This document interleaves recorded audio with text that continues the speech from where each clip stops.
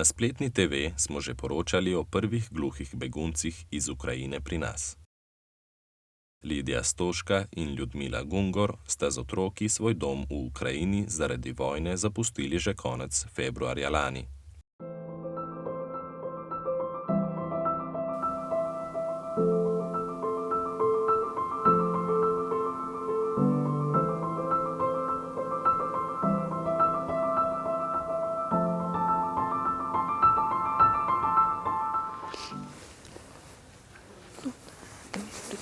Prišli smo marca meseca in sem upravi sporočila, da bi želeli nek dom poiskati za nas. Pa so rekli, počakajte. In to je trajalo. In potem čez 2 meseca sem ponovno prosila, lepo prosim za pomoč, zato da bi lahko imela dom, zavarovanje, vse, pa so rekli, sama poišči na internetu, sama poišči. Ok, sem iskala na internetu, sem prosila, hčerka, sestra, Makedonije, sestra iz Makedonije je klicala, sem prosila, da proba klicati, ampak to je nemogoče dobiti stanovanje, nismo ga dobili.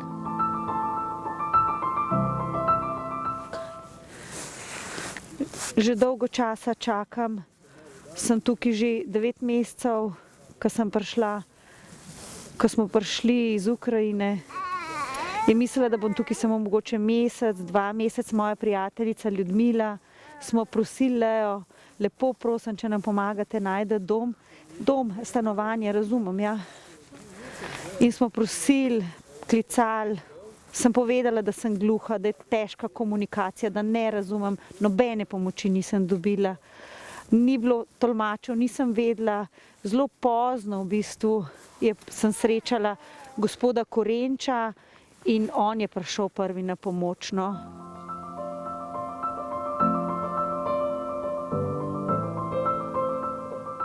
Takoj na začetku smo imeli dejansko ukrajinsko prevajalko ves čas več ali manj pri nas.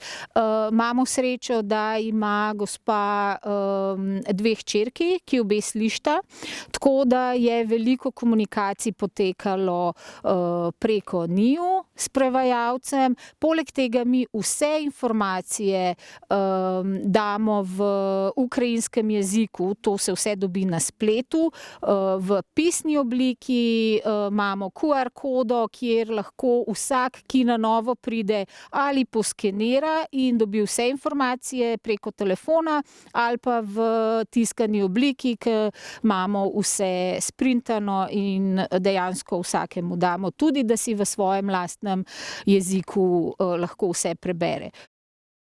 Pisno sporazumevanje z gluhimi še zdaleč ni primerno, niti razumljivo za večino gluhih. Njihov materni jezik je znakovni jezik, ki ima svoja jezikovna pravila. V Sloveniji je sicer pravica do slovenskega znakovnega jezika zagotovljena z zakonom o uporabi znakovnega jezika iz leta 2002 in je od leta 2021 tudi ustavna pravica. Zanimalo nas je, kako ta zakon in ustavna pravica vplivata na gluhe begunce. Zakon iz leta 2002 za gluhe osebe pomeni v bistvu, da imajo zagotovljeno pravico, da jim je prevajanje iz znakovnega jezika v slovenski jezik. Z zapisom ustavo je to postala tudi ustavna pravica v bistvu gluhih oseb, se pravi, da imajo primerno tolmačenje v vseh postopkih. Prosilci za mednarodno zaščito tekom postopka imajo pravico do tolmačenja in prevajanja. Žal zakon izrecno ne omenja položaja gluhih oseb, vendar pa zakon ureja, določa, da v bistvu osebe, ki so posebej ranljive, imajo pravico, da se jih obravnava na primeren način. In znotraj te obravnave bi pa mogli imeti pravico tudi do ustreznega tolmačenja in to lahko pomeni tudi za gluhe osebe tudi tolmačenje s pomočjo znakovnega jezika. Po besedah Katarine Štrukelj, direktorice Urada vlade za oskrbo in integracijo migrantov, pa jim po zakonu o začasni zaščiti razseljenih oseb pravica do tolmača ne pripada.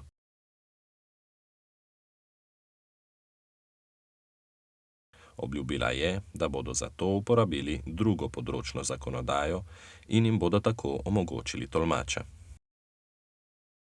Kar se same statistike tiče, koliko je bilo dejansko gluhih, je ne vodimo. Tukaj do zdaj, odkar sem jaz tukaj, nismo imeli primera, da bi gluhi, dejansko so te gospe pa gospod, ki je zdajle trenutno v Ukrajini, ki je bil tukaj, so bili prvi primeri in na CSD-ju smo se pozanimali, kako je s tem, ne, in dejansko je stalno bivanje pogoj, da pridejo do tolmača za slovenski jezik.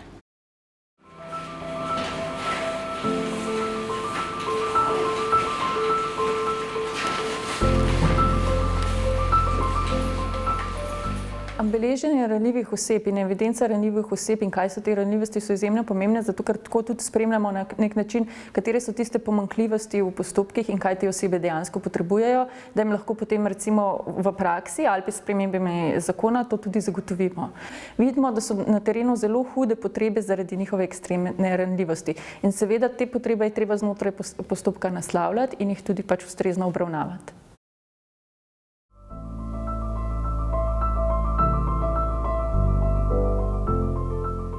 Ampak je drugače, a veste, ukrajinski jezik, znakovni, počas malo dojemaš, počas malo kopiraš oziroma se učiš, iščeš kontakte, zato da lažje poteka potem, uporabljaš mednarodne besede v znakovnem jeziku in tako počasi poteka komunikacija.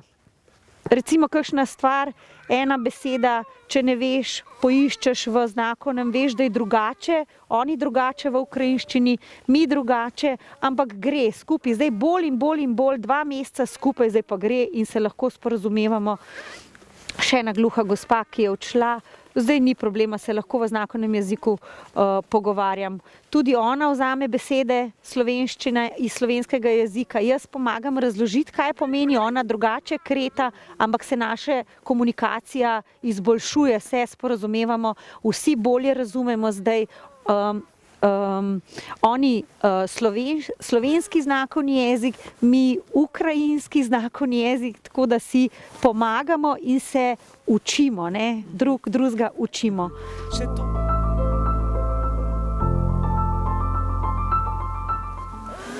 Ja, gospoda Korenča smo spoznali, smo prijatelji, on je mene prosil, tolmačko, če lahko pridem na pomoč in tako smo začeli s tolmačenjem oziroma v znakovnem jeziku.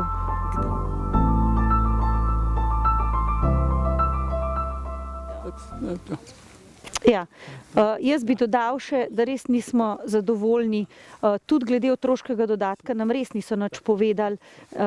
Komunikacijski šum, precej mesecev, dokler nismo prišli, ja, smo prosili za tolmača, niso želeli poklicati, so se distancirali, kdo bo plačal tolmača in ga niso želeli poklicati.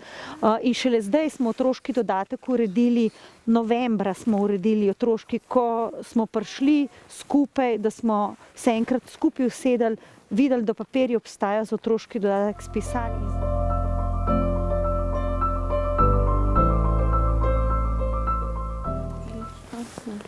Aha, samičken. Ja, gospod, ja, in zdaj so povedali, da se bomo preselili daleč v Metliko, ne? Ja, v Metliko, daleč.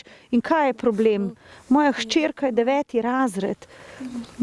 Sem razumela, 9. razred. Kaj zdaj? A zdaj naj pa preselim v drug kraj, v drugo šolo. Druga hčerka je 6. razred. Ja, a lahko ostanejo tukaj?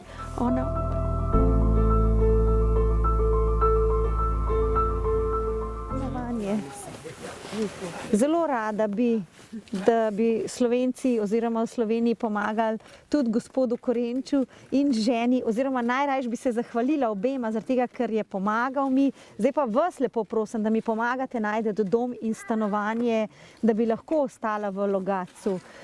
Da z upravo govorite nastanitvenega centra, z Lejo, več informacij ima, sliši, lepo prosim, jaz sem gluha, če lahko pomagate.